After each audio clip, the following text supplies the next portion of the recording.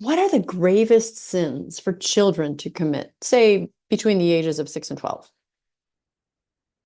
Disobedience and rudeness against the parents are the two worst ones. Many parents today say that Christian parents are too authoritarian with their children. How do you respond to this remark? Well, no parents should be ultra authoritarian with their children, for if they are, they will soon lose their obedience, affection, and support. There are plenty of parents who are too authoritarian with their children and who are not Christians at all. So that remark is not really a valid one. Christian parents should be far more authoritative than they should be authoritarian. Any necessary strictness should come early in the children's lives. Later, the parents who should know the truths about God should teach them to the children with much love. Always being negative with do not do this. Always being negative with do not do this and do not do that is in no way being Christian. The parents should consistently emphasize the do's, the positive, and back them up immediately with evidence they can understand. Tell them that good will come to them with those do's. Parents should imitate God's mercy for them and always show the same mercy and kindness to their children. Maria, we know of the duty that we have within the family, without which the society has no chance at all. But why is it that we also have the duty to help others outside of our family? The term family is only a relative one. Somewhere we are all related, no matter what scientists might on occasion try to say to the contrary. We are one family and only one family. On this subject, a poor soul told me that someone who does not do his best for the good of all others is not worthy of life. In our search for God's justice, I think things become much clearer when we look inside the family unit as we normally define it. We are responsible to help our great-grandparents as we are our great-grandchildren. For the former, we must pray and continue to do good deeds, and for the latter, we must and can arrange a peaceful, fruitful, healthy, and joyous life in faith. What is your response to the many well-meaning Christian parents who say and act out that their children should be permitted to choose the religion that is right for them when they grow up? Oh, Maria says, then they are simply permitting Satan and secular society to lead them away from the absolute truth about our loving God. What loving parent would let his child choose between a food that nourishes and heals and one that would slowly weaken, poison, and kill them? What parent would willingly let its children go without love and warmth? Parents who say and do this have never prayed or even realized and nurtured their own goodness. And in the combination of these, God himself is being ignored and thus hurt very badly when this happens. Now, you have now said that there are children in purgatory. Have they also appeared to you? Oh, yes, children have also appeared to me. Children all the way down to the age of 4 are there.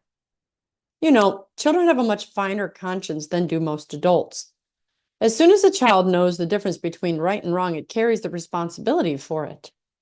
Often it is taught that the line for this is the age of reason.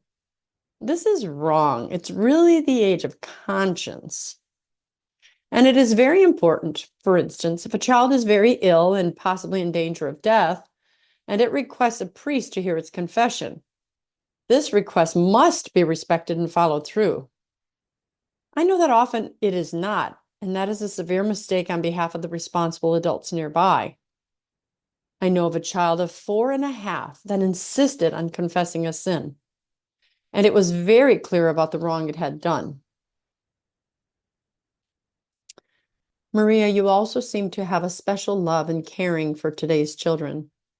I say this because I've heard that you teach the small children here in your village. Oh, yes, I have had many children around me now for a very long time, and I teach them their catechism. What else, if anything, have the poor souls said about what should and should not be in the schools? Oh, they have mentioned that sex education should definitely not be in the schools. It is a matter that is for the parents to deal with once the child starts asking questions.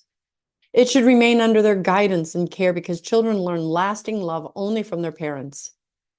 Again, far too much power today is delegated away and into the hands of the secular agencies who have no business teaching when it comes to spiritual matters, of which love and sex are important parts. Secular teachers must stay away from the holiness of the family unit. In this regard, too, television does so much harm today. It portrays love as just another commodity to consume and discard. This is a huge distortion, and thus a huge sin against true love, and therefore against God himself. Have souls appeared to you who, while they were here on earth, practiced sexual deviations? Yes, and they must suffer greatly. What should parents do to form the consciences of their children? Good example is the most important thing. Then by praying a lot for them and also with them. Also by blessing them often, and that is too worth a lot. And then a good education, and the most important one, is before they go off to regular school. Jesus told us to bring his children to him and to not block them. You say that some children in purgatory have visited you. Can you tell me about one or two of these cases? Once an 11-year-old girl came to me and told me that she had extinguished a candle at a cemetery and had taken some of the wax with her to play with. She knew that she was not supposed to do that, and therefore she was in purgatory for a while. I was asked to light 2 blessed candles and carry whatever else was necessary for her to be delivered. Then another much younger girl came to me because she and her twin sister had been given dolls with carts for Christmas, and their mother had told them to take great care of them. The girl who came to me soon damaged hers, and so that she would not get caught, she secretly put her damaged one in the bed of the place of her sister's healthy doll. This she had to work off in purgatory, but of course I prayed and helped her on her way. Then another case. But here there was more to learn than merely that children are also in purgatory. There were 2 families living right next to each other. One was wealthy, the other one was relatively poor. One day, a small girl in the wealthy family went to her mother and said that she wanted to give all her nice clothes and toys to the poor girl next door. The mother was obviously puzzled and asked the child why she'd want to do this. Her answer was that she could always go over there and play with the other girl. To this, the mother said that the other girl could always come to their home and play with her. No, no, insisted the little girl. I must do it. I will do it. The parents tried all they could, but nothing would change the girl's mind. Finally, the parents said, all right, go ahead and do it, but do not expect us to go out and buy all those good things again. That we will not do. Okay, no problem, said the child, and went ahead and did precisely what she said she wanted to do. 2 days later, she ran out the front door without looking and was hit by a car and died. The parents, in their tremendous suffering, came to me to ask why this had to happen. I agreed to ask the poor souls about it, and soon the answer came back to me. It was this. Their suffering in losing this girl has guaranteed that one of their boys will not be lost. So this was reparation ahead of time for something that God saw coming. God is a very loving God, for now both of these children will soon be with him, not just one of them. Concerning the girl who stole wax from the cemetery, I noticed that you were asked to light 2 blessed candles for the one that had been extinguished. Is this an example of what is meant by extra reparation? Yes, exactly. And earlier you said that children are still close to God, and this, of course, is due to their innocence. Does it then also happen that children receive special graces due to their good behavior brought on by their parents' example? Oh, yes, and very often so. I know of children who wanted to go to Mass every day and children who, on their own, love listening to stories out of the Bible. These are special graces. And some might even be considered extreme at first, but the parents may never interfere with such things and must let the contact between God and their children grow, as it is in God's plan for those children. I've heard of children who wanted to kneel on gravel and pray for long periods of time. The parents will have to suffer a lot if they try or succeed in stopping this. God speaks to children very clearly because their souls are, as you say, far cleaner, clearer, and more innocent than ours.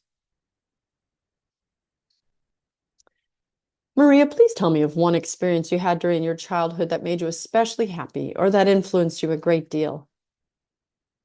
Oh, certainly one of my happiest moments happened when I was 15 years old. That was in 1930 or so. One of my brothers and I were working on a farm in Bavaria. When we applied for work there, the farmer had clearly promised us that we would always be able to attend Sunday Mass. But it was not long before I realized that this promise was only valid for my brother, but not for me. This was so because nearly every Sunday morning, the farmer's wife became mysteriously ill and insisted that I stay home to attend to her rather than letting me go to church with my brother. Then it was Pentecost coming around, and I again wondered what the farmer's wife would do. Even late Saturday evening, she was entirely healthy, and so I hoped with great expectations that I would be at Holy Mass the next morning. But at 9 o'clock Sunday morning, she again became sick with a mysterious headache or something, and told me in no uncertain terms that I had to stay with her again because I just couldn't leave her alone when she was sick. I was broken. By 1 o'clock in the afternoon, the headache left her, and she said I could go. I ran outside and dodged around an unoccupied outbuilding behind which there was a bench with a peaceful view. There I cried in desperation for again having missed Holy Mass that I loved so much, and on such a big day. Suddenly, I was surrounded by a cloud of white doves that settled slowly around me in the grass. Everywhere, in the grass, on my lap, all the way around me, just everywhere. You said a cloud, Maria? How many were there? 50, 100? Well, at least 100. Seeing such beauty, I surely did not count them, but they were really everywhere and stayed for at least an hour. My tears had quickly changed to tears of joy, and I was engulfed in such happiness that all else was gone. Then they left. I did tell my brother about them, but we did not tell anybody else. Over the following weeks, he asked neighboring farmers whether there were any white doves or pigeons in the area, and the answer was always the same. There were none. I do not think another experience from my childhood touched me as deeply as this had. It was pure beauty. Wow. And I see this truly did touch you very deeply. But permit me one last question. Is it true that many of the accepted cases of apparitions happen to children? Yes, it is. Children are so open to the existence of God and his entire kingdom. Their innocence, natural humility, dependency, sensitivity, and trust allow them to experience things very differently and in a much more refined way than adults do. We must protect this cleanliness in them and allow them to be children as long as at all possible. When the world today throws them into the abusive, arrogant, and over-secularized society too early, much of their beauty is destroyed and can never be retrieved. I have known many children who, for instance, have seen angels, and I do not doubt them for a minute. God gives so very much to the small among us, and that's why Our Lady in Medjugorje starts all her messages there with, "Dear children." She wants us to be small at heart so that God can give us more graces and gifts. There are a lot of important things in this chapter, and I will probably be breaking them down in the future.